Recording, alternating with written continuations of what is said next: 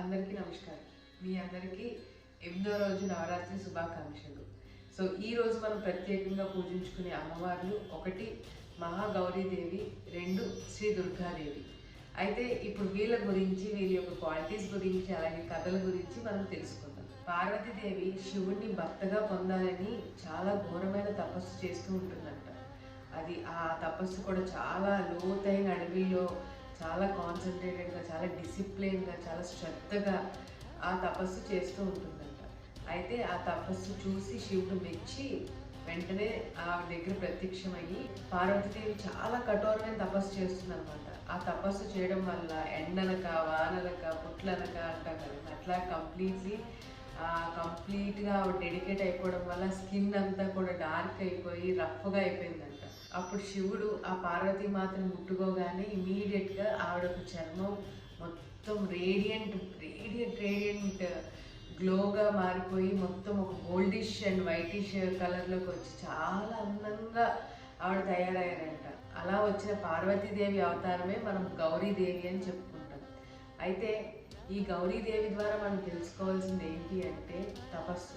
ఆవిడ శివుని భర్తగా పొందడానికి ఎంతో శ్రద్ధతో, ఎంతో డిసిప్లిన్తో ఆవిడ ఆ ధ్యానం చేసింది, ఆ తపస్సు చేసింది. ఎలాంటి అడ్డంకులు వచ్చినా సరే, ఎలాంటి డిస్టర్బెన్సెస్ వచ్చినా సరే అసలు కదలకుండా ఆవిడంత గొప్ప తపస్సు చేయడం వల్ల శివుణ్ణి భర్తగా పొందింది. అయితే మనం ఆవిడ దగ్గర నుంచి ఏం నేర్చుకోవచ్చు? ఒకటి, మన జీవితాల్లో ఎన్నో రకాల గోల్స్ ఉంటాయి. చాలా రకాల గోల్స్తో మనం కన్ఫ్యూజ్ అయిపోతూ ఉంటాం. ఇది చేయాలా, అది చేయాలా, వాళ్ళు ఒకటి చెప్తారు, మీకు ఒకటి అనిపిస్తుంది, ఇంకోటి ఒకటి చెప్తారు.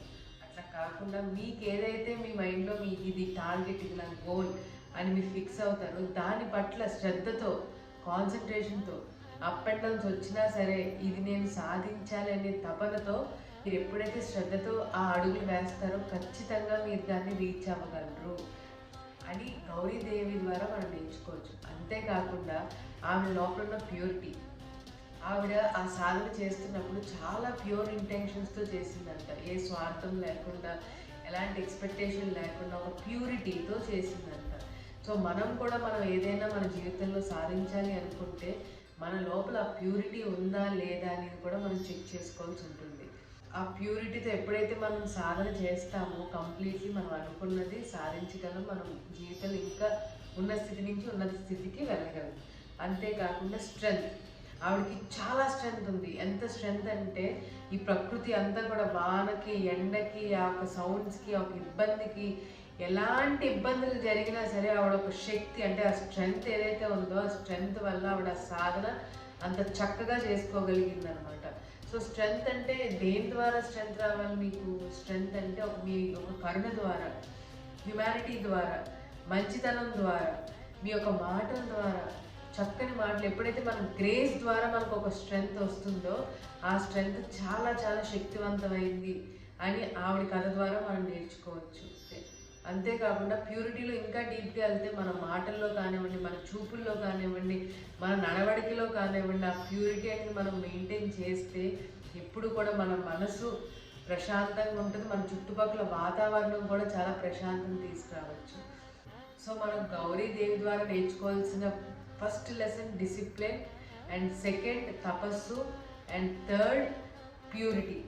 ఈ 3 ఎప్పుడైతే మీ లోపల ఉంటాయో ఖచ్చితంగా మీ యొక్క గోల్స్ కానీ, మీ యొక్క జీవితాన్ని కానీ చాలా చక్కని విధానంగా మనం ముందుకు తీసుకెళ్ళచ్చు. సో ఇప్పుడు మనం శ్రీ దుర్గాదేవి గురించి మాట్లాడుకుందాం. ఈ దుర్గాదేవి అవతారం వెనకాల ఒక చిన్న కథ ఉంది. దేవతలందరూ కూడా మహిషాసురుడు అనే రాక్షసుడి ద్వారా చాలా ఇబ్బంది పడుతూ, చాలా అన్యాయానికి గురవుతూ ఉంటారు. అయితే అప్పుడు ఆ దేవతలందరూ కూడా ఇంకేం చేయాలో తెలియక త్రిమూర్తుల దగ్గరికి వచ్చి మొరపెట్టుకుంటారు. ఆ మహిషాసురుడిని ఏదో ఒకటి చేయండి, మాకు చాలా ఇబ్బంది పడుతున్నాము అని చెప్పి ఆ త్రిమూర్తులకి చెప్తారు. చెప్తే అప్పుడు త్రిమూర్తులు అంటే ఇక్కడ Lord Vishnu, Lord Shiva, Lord Brahma. అప్పుడు ఆ త్రిమూర్తులు ఏం చేస్తారంటే వారి యొక్క శక్తుల్ని కలగలిపి ఒక ఫిమనైన్ ఎనర్జీని క్రియేట్ చేస్తారు. ఆ ఫిమనైన్ ఎనర్జీ శ్రీ దుర్గాదేవి. ఆవిడ she a universal mother and supreme shakti, అంటే హైయెస్ట్ ఎనర్జీ ఉన్న అమ్మవారు అన్నమాట. సో ఆ దుర్గాదేవి వెళ్ళి మహిషాసుని చంపేస్తారు. సో అలాగా ఆ ఒక feminine divine highest level of energy Shri దుర్గాదేవిదని మనం చెప్పుకోవచ్చు. శ్రీ దుర్గాదేవి దగ్గర నుంచి మనం ఏం నేర్చుకోవచ్చు అంటే ఫస్ట్ ధైర్యం. ఆవిడ ఎంతో ధైర్యంతో ఆ మహిషాసుని నశింపజేస్తారు. సో అలాగే మన జీవితంలో ఉన్న నెగిటివిటీని కానీ, నెగిటివ్ ఎనర్జీస్ని కానీ, నెగిటివ్ మనుషుల్ని కానీ ఎంతో ధైర్యంతో మనం మాట్లాడగలగాలి, ఎంతో ధైర్యంతో మనం దాన్ని ఫేస్ చేయగలగాలి. అండ్ ఆల్సో మనం ఇంకొక విషయం ఏం నేర్చుకోవచ్చు అంటే ఆత్మవిశ్వాసం, self confidence. So self confidence అనేది మీ యొక్క అహంకారంతో భావనలతోనూ లేకపోతే ఒక ఈగోయిస్ట్ భావనలతోనూ రావడం అనేది కాదు. ఒక దైవత్వంతో, ఒక కైండ్నెస్తో, ఒక హ్యుమానిటీతో వచ్చే సెల్ఫ్ కాన్ఫిడెన్స్ ఏదైతే ఉందో అదే రైట్ సెల్ఫ్ కాన్ఫిడెన్స్ అనమాట. ఆ సెల్ఫ్ కాన్ఫిడెన్స్ మనలో ఉంటే మన జీవితంలో ఏదైతే మనం అనుకుంటున్నామో మెంటల్లీ, ఫిజికల్లీ, ఎమోషనల్గా ఎలా అయితే మనం ఉండాలి అని అనుకుంటున్నామో అలా ఉండే అంత శక్తి ఆ ఒక ఆత్మస్థైర్యం అంటే ఆత్మవిశ్వాసం మనకి ఇస్తుంది. ఆ సెల్ఫ్ కాన్ఫిడెన్స్ అనేది మనం ఎలాంటి రంగాల్లో అయినా మనం గెలిచేలాగా చేస్తుంది.